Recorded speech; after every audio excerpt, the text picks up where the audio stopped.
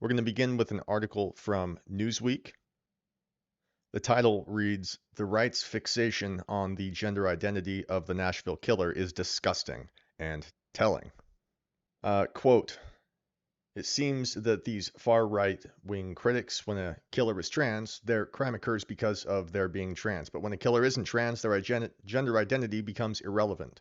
This makes no sense. After all, using similar reasoning, we could point to all the killers who aren't transgender and argue that people who aren't transgender are prone to violence. We don't see headlines like heterosexual cisgender male committing shooting for the overwhelming majority of cases where that's true. So why is it more notable when the person is transgender?" They go on to say, in other words, if this shooting is evidence that transgender people are violent, why aren't all the other shootings evidence that cisgender people are violent?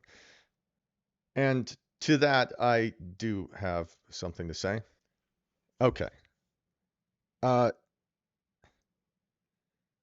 it's gross and unforgivable that Newsweek is still, even before the dead are buried, defending the pronouns of a murderer who gunned down 3 children and 3 adults.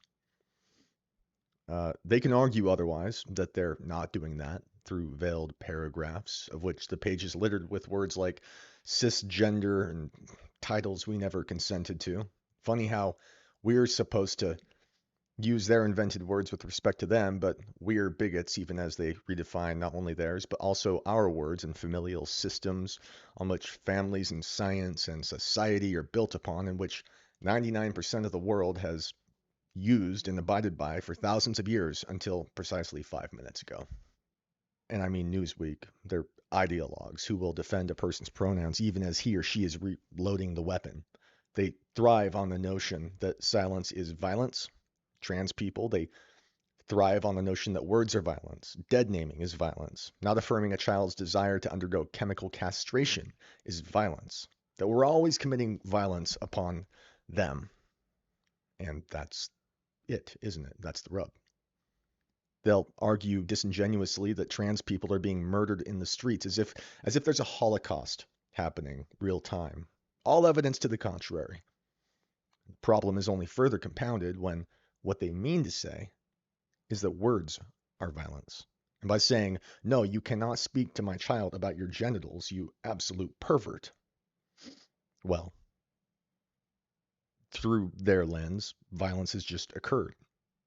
And all that's left is to defend themselves. After all, if someone broke into my house with an axe bent on murdering my family, I would dispatch them without any hesitation. And similarly, it seems, if trans people find literal violence in words, well, then they're obligated to gun us down in the same fashion. And that's why it matters that this person was trans. It could have been a white supremacist, an Islamic terrorist, or even a Christian with schizophrenia. In every case, there would be a manifesto, if not written on paper, then etched into their cold black hearts. However demented, the reason exists all the same. Now, if it had been an Islamic terrorist who killed those kids, and as has happened before, we would inquire as to the motives of the lunatic, the drugs he was on, what his intended targets were and why, and what ideology took hold of him or her. Do others share it? Who are they? With the assailant dead, the only recourse we have is to better understand why something happened, so as to better protect ourselves in the future and to weed out similarly co-opted people. And when the perpetrator is a trans person, and if the unreleased manifesto proves that it was in fact due to a frothing hate and vitriol for straight people, because we refuse to submit our First Amendment rights to the angry mob, well, then we're suddenly surrounded by hundreds of thousands of, sleeper cells.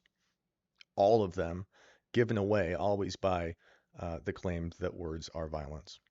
It will always be the case that you have the explicit right to defend yourself when your life is threatened. But what if the threat is manufactured and a figment of your brainwashed and Swiss cheese imagination? Well, then you've become a ticking time bomb who is a threat to everyone around you. and only more so when coupled with an already hideous mission statement involving the mutilation of kids. And that is why this girl's pronouns mattered. All right.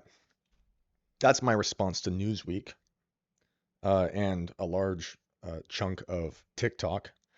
Again, be sure to like, comment, subscribe, hit that bell notification so you know when I'm uploading every time.